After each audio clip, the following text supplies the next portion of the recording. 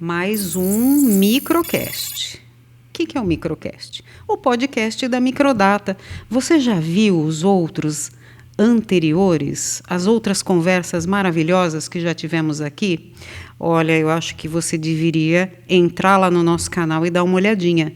Já falamos sobre computação em nuvem, falamos sobre inteligência artificial. Hoje o papo é maravilhoso, porque aqui no nosso microcast só vem gente especial. Hoje nós vamos falar sobre um assunto que é muito bacana e até um pouco polêmico. Então, nós precisávamos trazer alguém que conhecesse profundamente o assunto. E trouxemos uma pessoa que quase que dispensa apresentações. Isabela Tedesco, muito obrigada, em primeiro lugar, por ter aceitado esse convite de vir aqui falar um pouquinho sobre esse assunto que eu quero aprender com você muito, que é a moda. Isabela, se apresente, fale um pouquinho sobre você, conta um pouco para a gente quem que é a Isabela. Oi, privilégio todo meu estar aqui. Eu sou a Isabela, tenho 32 anos, ou 31, já não lembro mais, perdi as contas. Eu sou formada em Negócios da Moda e em História da Arte. Eu comecei, aquela que já começa a contar a história, né? A ideia é essa. Do começo. Mas eu comecei quando criança, eu não tinha nada a ver com moda, não. Eu era uma criança muito introvertida, muito tímida, e eu era um pouco peculiar, eu queria ser enóloga, eu queria fazer vinho. Era meu sonho, desde muito pequena, eu sempre achei muito incrível. Mas aí eu fui crescendo e entendi que eu tinha que estudar química para fazer vinho, para ser enóloga. E aí eu achei melhor aprender a beber vinho e mudar o foco da profissão.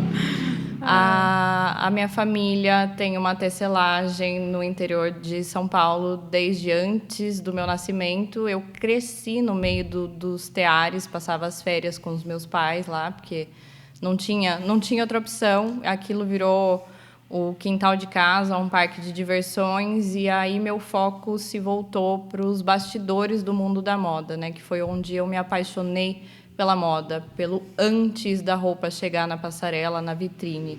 Eu acho que essa é a diferença, que normalmente as pessoas se apaixonam pela roupa na revista, na modelo, e o meu caso de amor veio muito antes daí. Que interessante, né? Eu falo que você tem um grande diferencial, que é exatamente esse, né? Porque quando a gente fala de estilista, a gente pensa naquela pessoa que pega o tecido pronto. Não que você, obviamente, não faça isso também. Mas você sabe exatamente o que tem naquele fio, o que tem naquele urdume, naquela trama, né? Que são termos técnicos, inclusive, né? Que só quem é do têxtil acaba se familiarizando muito com isso. E isso é muito importante, né? Porque não é com todos os tecidos que você faz todos os tipos de roupa, né? Então tem uma ciência por trás disso, né, Isabela? Exatamente. Eu lembro, eu tive um choque, assim, porque para mim isso tudo era muito comum, porque eu cresci ouvindo meus pais conversando sobre isso, enfim. E aí, na faculdade de Negócios da Moda, eu fiz a Anhembi Morumbi, eu trouxe a turma de São Paulo, a gente alugou um ônibus e trouxe todo mundo para a tecelagem da família.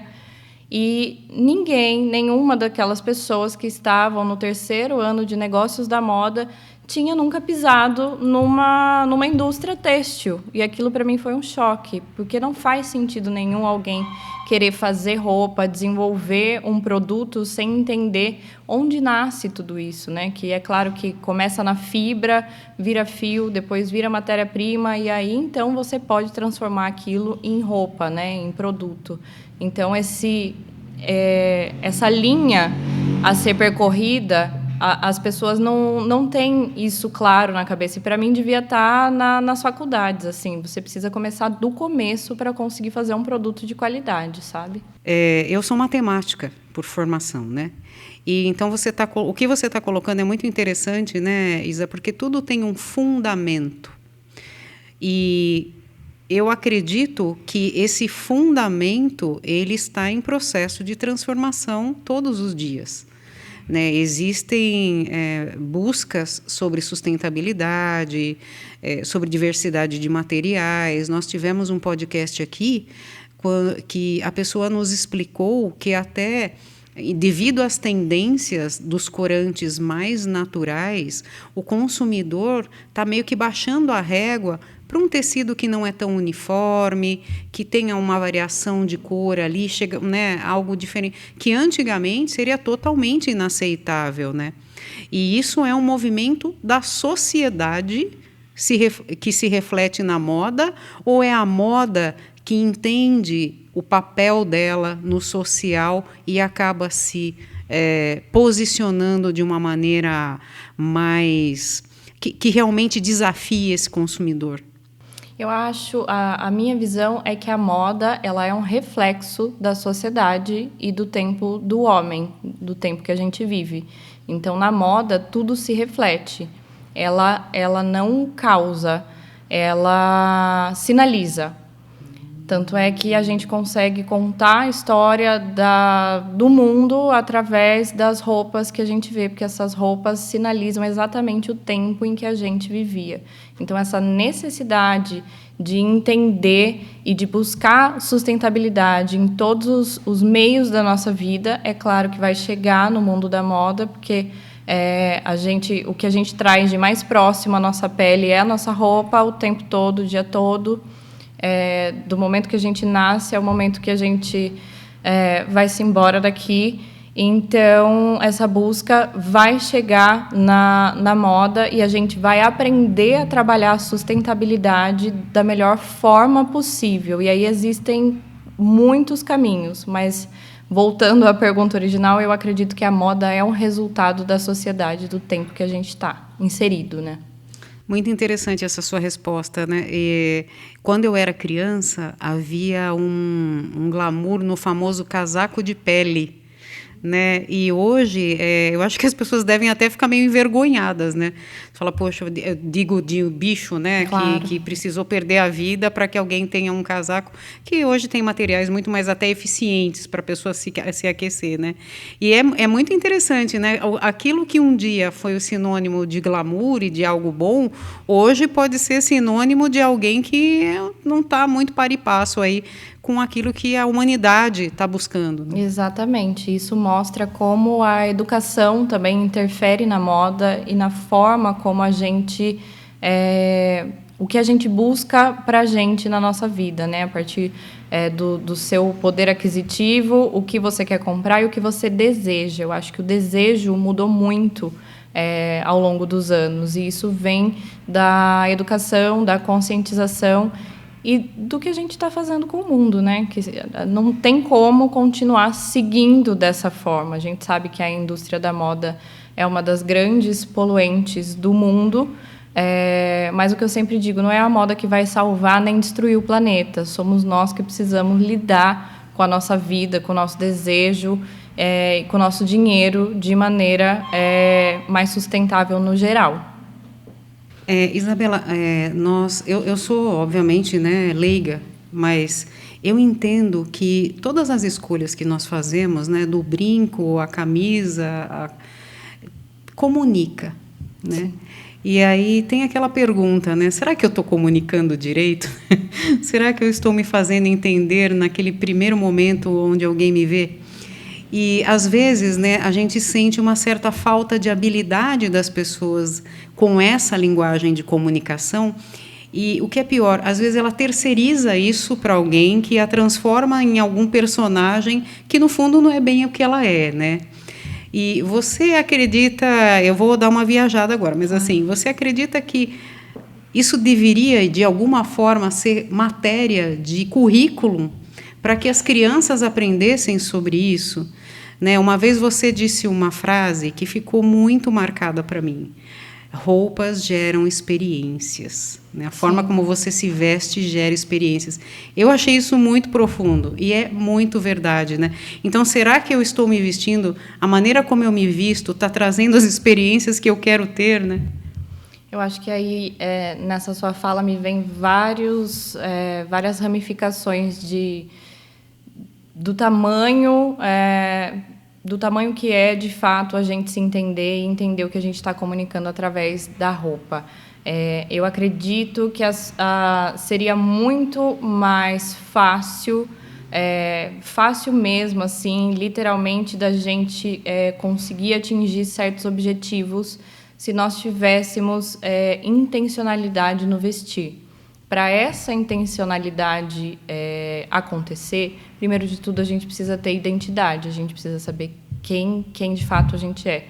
Então, isso vem lá, de fato, desde a escola, desde a formação do indivíduo, do caráter, e as pessoas, nós, principalmente em países novos como o Brasil, a gente não é educado para valorizar a roupa, muito menos uma roupa que é feita dentro do nosso país, que quando a gente consegue, a gente quer sempre comprar o de fora, mas aí esse é o outro assunto. Mas voltando, então, a gente não valoriza a roupa, só que a gente usa a roupa todo dia. E a imagem que se forma, eu formo uma imagem sua e vou ter essa primeira leitura, essa primeira impressão. De 3 a 7 segundos, o cérebro forma uma primeira impressão da pessoa. Eu posso chegar aqui 20 vezes, mas primeiro você vai ter aquela primeira impressão que você teve de mim. E aí eu vou ter um trabalhão para justificar isso e desconstruir isso, porque é algo que é químico, né? Porque quando a gente vinha lá dos primórdios, a gente estava sempre em perigo e a gente tinha que saber rápido se a gente ficava ou se a gente precisava correr, né? A caça ou o caçador. Então, isso vem lá de trás. E a gente precisa, primeiro de tudo, ter um senso de identidade para conseguir se vestir com essa intencionalidade e entender que a gente pode comprar menos e melhor. Porque se você tem uma roupa que conversa com você, com o seu estilo, que transmite a mensagem que você quer, que a roupa também está muito ligada à autoestima, as roupas têm o poder de fazer a gente se sentir melhor, isso é comprovado, tem vários estudos. Então, se a gente juntar todos esses fatos, a chance de ter sucesso, da gente conseguir se apresentar, da gente estar se sentindo bem, ter uma postura melhor, ter um desempenho melhor em reuniões, em trabalho, enfim, seria muito mais... a gente seria uma sociedade muito mais feliz, eu acredito, muito mais produtiva. Mas sempre aquela coisa, né? Interessante para quem trazer todos esses assuntos desde o começo da vida de uma pessoa, né? Na formação de uma criança. A gente fala tanto em gestores, formar gestores, e aí vem, primeiro de tudo, a gente precisa ter uma identidade, e a roupa está colada com a identidade do ser humano. Assim eu vejo. Não, é perfeito. E eu, como vim de uma área de geração de times de alta performance, nós temos uma disciplina chamada autoconhecimento estratégico. Legal. E é muito interessante porque ele é totalmente focado na autenticidade. Se você não for confortável com aquilo que você vai fazer, né, se você não se sentir bem e se o trabalho te deixar infeliz, não vai adiantar, você não vai performar, você vai ficar doente, vai arrumar 20 resfriados, né? Uhum. E é muito isso mesmo, né? Quem eu sou de verdade? E é uma viagem de autoconhecimento que, quando a pessoa consegue transmitir isso, a felicidade vem no pacote. Não tem como ela não vir, né? Agora, Isabela, você que conhece bastante do assunto, eu queria te fazer uma pergunta. Os designers das grandes marcas continuam sendo homens ou as mulheres já estão mais nessa questão? Porque a mulher ela continua sofrendo muito algumas pressões, né, que acabam trazendo certos desconfortos, certas regras que às vezes elas acabam se impondo, né? Tem que ser magra, tem que isso, tem que aquilo. Então, assim, os designers continuam, em sua maioria, sendo homens ou as mulheres já estão ocupando esse espaço? Eu acho que onde eu vejo que nós estamos hoje nas casas e nos grandes criadores, ainda em maioria é um mundo dominado por homens. Nós temos uma ascensão de mulheres que estão fazendo acontecer e fazem bonito. Inclusive no Brasil a gente tem marcas de mulheres incríveis que estão cada vez mais sendo notadas, que estão no São Paulo Fashion Week, estão fazendo coleções belas, mas ainda continuamos com uma quantidade muito grande de homens como diretores criativos. Não vejo como uma grande problemática, uma vez que o desejo tem sido traduzido para o desejo feminino. Eu entendo dessa forma, mas acredito que a gente está mudando o nosso olhar. A gente, como consumidor, está cobrando mais essa diversidade. Então, isso tem feito essas mulheres ganharem mais atenção, isso não tinha, de fato, sempre atenção voltada para os mesmos. Entendi. E hoje, muitas pessoas acabam tendo nessa possibilidade da liberdade do vestir, a liberdade de se identificar, né, como aquilo que, no fundo, elas se sentem como, né? Antigamente, você vê uma pessoa trans, né, um homem de barba com vestido, por exemplo, uau, né, isso era praticamente impossível de se ver. Hoje não, né, para alguns ainda causa uma certa estranheza, respeitando, está tudo bem, né, mas esse limite do ser quem eu sou, graças a essa liberdade do vestir, ela está conseguindo ter um pouco mais de espaço, né? Eu acredito que sim. Eu acho que não tem como trabalhar com moda sem entender que cada um é o que quiser. Eu acho que essa liberdade do existir e do se expressar está muito próxima com a moda. Eu acho que moda é essa expressão, como eu falei lá no começo, né, do tempo que a gente vive, do homem inserido na sociedade. Então, a moda e o preconceito, eles não existe como isso dar certo, assim. Hoje eu tenho a honra de falar que ela é minha amiga, uma das maiores estilistas do nosso país, que é a Isa Silva, que é uma mulher trans, negra, e que acabou de voltar de Nova York, foi apresentar o último desfile dela na Semana de Moda de Nova York. Então, levou a nossa moda do Brasil, está apresentando a moda brasileira para o mundo. Isso é um motivo de orgulho imenso para nós, imenso, como brasileiros, né? Sim, e nós precisamos, de repente, até, eu acredito que estar em Americana faz com que nós tenhamos um olhar muito diferente para aquilo que a indústria nacional é capaz de oferecer, né? Seja na questão de moda, seja no tecido técnico, né? Porque aqui em Americana se faz coisas que vão salvar vidas, né, em termos de tecido, quando você fala de um EPI, por exemplo, sim, né?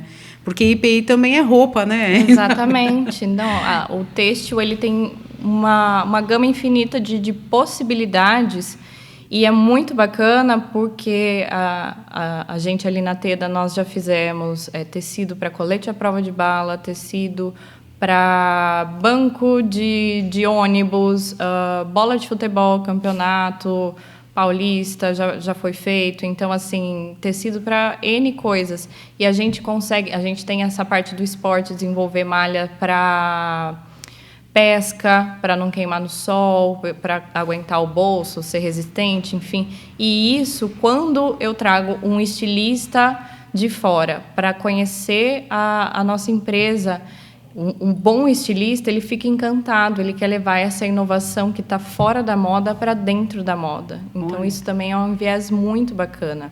Porque roupa, na verdade, a inovação está em todos os lugares. O bacana é ver essas mentes criativas usando isso, você fala de um EPI, entendendo a tecnologia e a inovação ali, querendo trazer algo disso para dentro da moda. É muito bacana. Nossa, isso eu não tinha a menor ideia de que isso realmente faz todo o sentido, né? Uhum. Se de repente está protegendo dentro de uma empresa metalúrgica, né?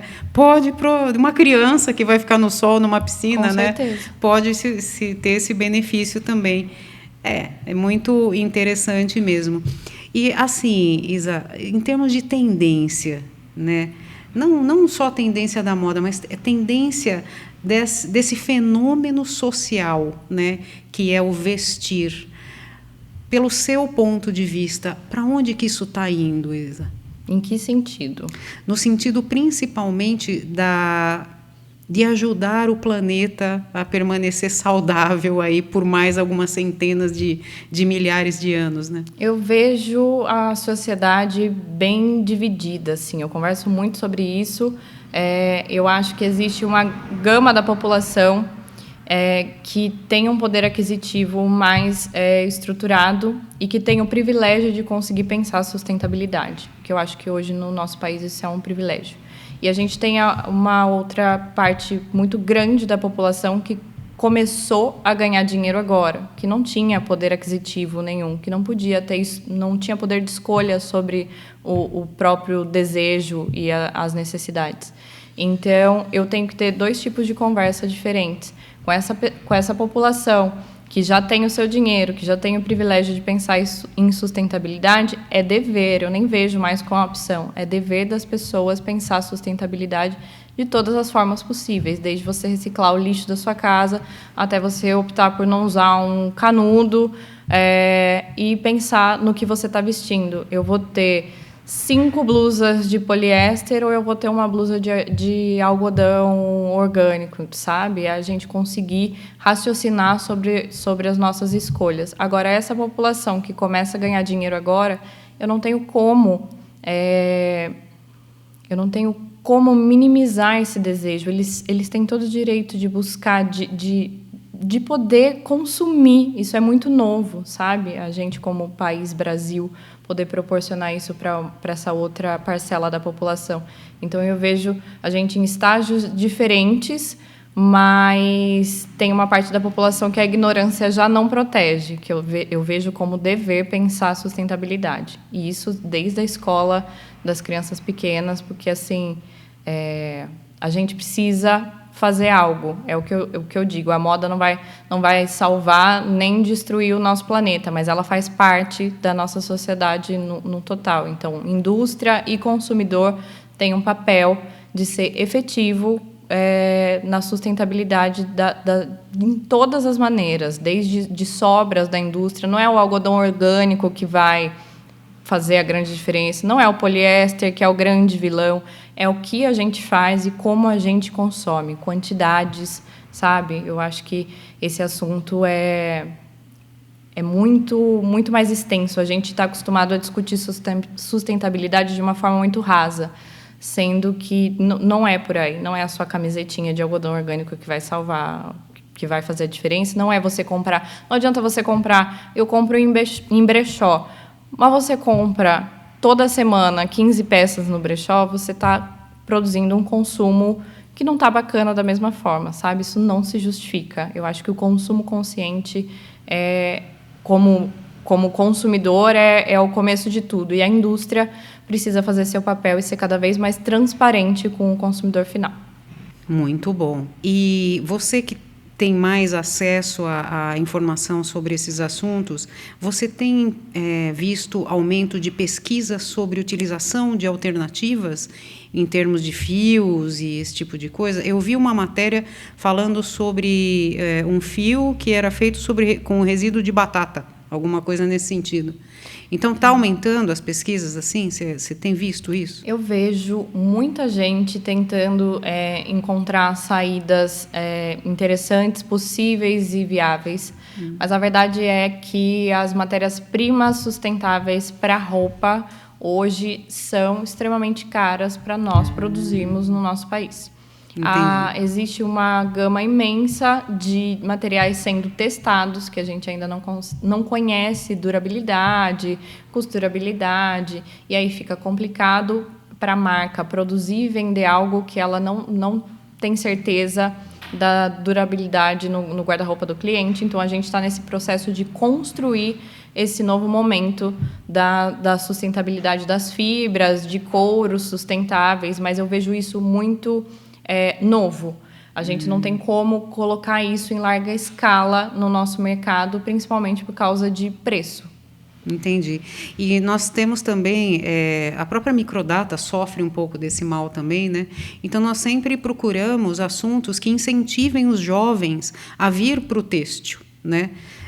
Porque a gente sabe que durante muito tempo, têxtil, né? Não, né? A Ásia matou, né? Aquelas coisas todas. Você acha que essas linhas de pesquisa, que são coisas divertidas até de certa forma, né? É um caminho para incentivar o jovem a voltar para o têxtil? Eu acredito que sim. Eu acho que a inovação ela vai acontecendo ao longo das décadas com as gerações se renovando. É imprescindível que esses jovens se interessem e queiram continuar o legado da indústria têxtil nacional.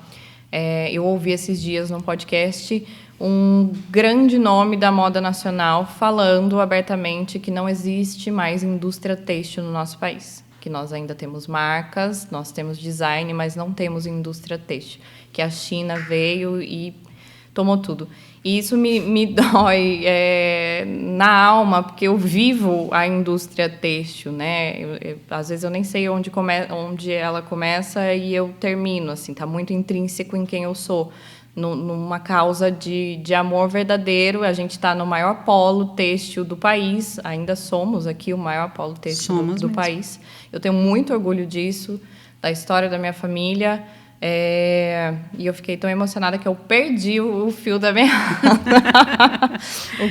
Qual era a pergunta? É sobre a pessoa do podcast que disse que não tem mais indústria têxtil no Brasil, que a China tomou conta. Exatamente. Aí você colocou se essas linhas de pesquisa são uma saída para esses jovens.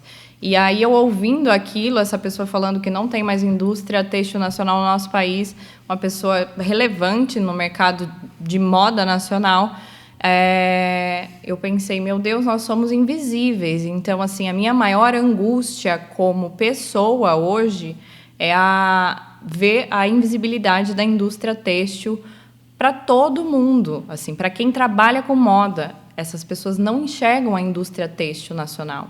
Essa é a minha maior angústia enquanto ser humano hoje, assim, porque as pessoas compram o tecido e ele é um tecido, mas não se forma essa linha de raciocínio de onde ele saiu, quantas mãos fizeram isso, sabe?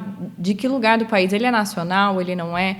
Então, assim, a gente precisa gerar esse encantamento nas novas gerações e precisa, principalmente, fazer esse trabalho de educação para que as pessoas entendam o potencial do nosso têxtil no país, que é, assim, eu acho que é a quarta maior indústria do mundo, né, o têxtil. 75% da mão de obra é feminina. Então, a gente tem uma potência, né, e a gente está inserido nessa potência aqui na região de Americana, Santa Bárbara, Nova Odessa, Limeira.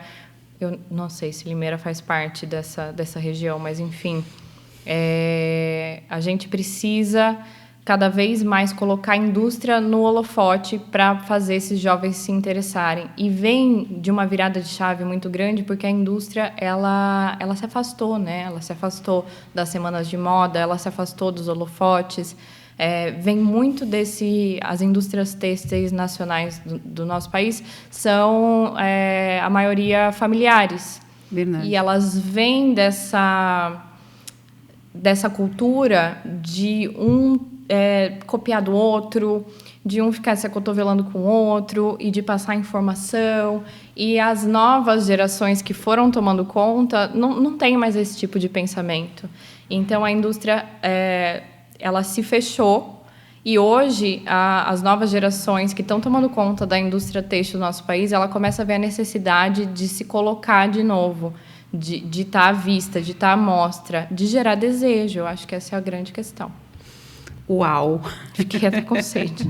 Uau! E eu vou dizer para você que eu compartilho, de certa forma, essa sua angústia, porque eu trabalhei em São Paulo por quase 30 anos, né, sempre com tecnologia da informação. E, às vezes, quando eu encontro ex-colegas de trabalho, né? Você tá trabalhando aonde? Eu trabalho numa empresa que faz um ERP para o segmento têxtil. Então, você não vende nada, né? Porque não tem tecelagem. Eu falo, 400 clientes, tá bom para você, né? Pois é. Então, assim, é exatamente isso. É como se não existissem empresas que se dedicam a isso, não existisse um mercado. E é o contrário, é imenso, né? O nosso denim aqui na cidade americana Fortíssimo. é o segundo, tem a Ásia e depois tem a americana. Exatamente. É um polo gigante, né? Temos empresas aí maravilhosas. E eu acho que toda essa nossa conversa, Isa, foi muito bacana, mas essa sua fala, somos invisíveis, é de uma profundidade e você foi no nervo exposto, né? E eu acredito que a união mesmo, né? É o que você não dá. Chega um momento que para você fazer uma grande coisa, você tem que dar as mãos. E eu, particularmente, né, não tenho absolutamente nada contra o tecido importado, mas nós sabemos, é o que você falou, da capacidade, né, da nossa indústria e das pessoas que estão na nossa indústria. Né? O brasileiro ele é criativo, Exato. ele é sensível, ele tem essa coisa... Nós falamos de sustentabilidade há muito mais tempo do que muitos países da Europa se atentaram a isso. Então, o brasileiro ele não chegou ainda nem na metade do potencial que ele tem. E para nós que acreditamos no têxtil, né, eu sou de uma empresa que acredita no têxtil há 40 anos. E foi chamada assim de, pega uma metalúrgica para você trabalhar. E não, nós somos têxteis, né? Nosso universo, a nossa paixão, o nosso coração bate pelo têxtil. Exatamente. E às vezes você é meio que taxado como alguém que está perdendo dinheiro, que está perdendo negócio. E não é assim, não, né? Não, nós temos tecnologia e a gente não quer que o país se feche. A China não é um problema. Nós queremos poder ser apenas competitivos, né? A gente quer que o governo olhe para a gente, que a gente tenha incentivo para poder ser competitivo e a gente também quer ser global, né? Então, é muito isso. Eu estive num evento no Senai recentemente, aqui em Americana, e uma das pessoas que estava lá também disse uma frase que ficou, né? A nossa intenção é exportar para a China. Exato. É mandar tecido para a China, né? Eu achei isso muito bonito, né? Muito bacana. E é assim mesmo. Se nós, China ou Ásia, de uma maneira geral, né? Se nós não tivermos o desejo, como você bem colocou, qual é a meta que a gente vai buscar? Né? Temos que ter um alvo ali e juntos... persegui-lo até conquistá-lo, né? Um dia é uma conquista, outra é uma derrota. Um passo para frente, dois para trás.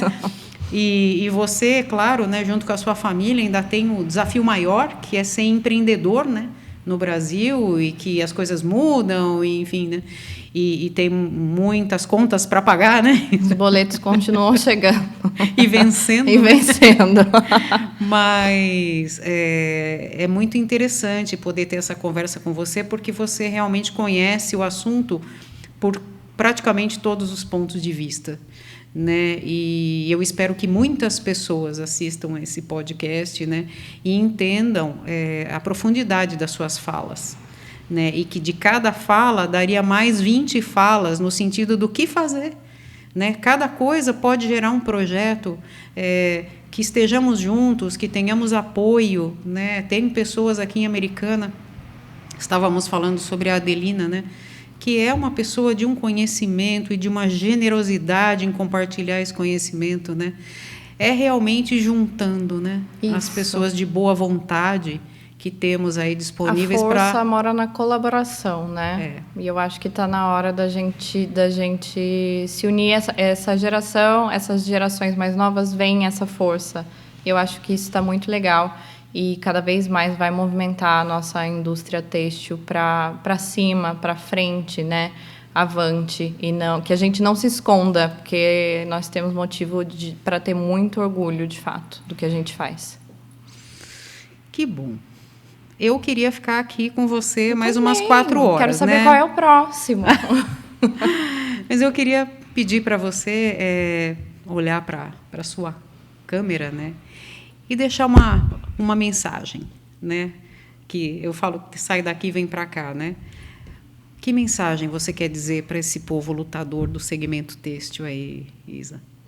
Eu acho que é muito importante que cada jovem que sonha em trabalhar com moda, que sonha em fazer uma carreira, que sonha em ganhar dinheiro com moda, com criatividade, com design, que ele entenda que é possível, mas que é necessário entender de onde vem, começar do começo.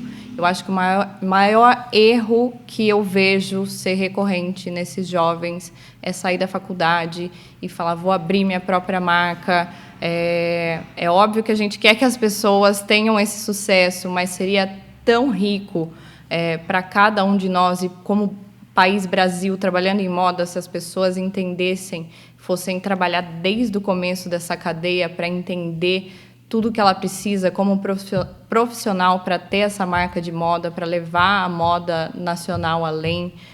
A indústria precisa muito de mão de obra, é muito difícil manter e reter essa mão de obra.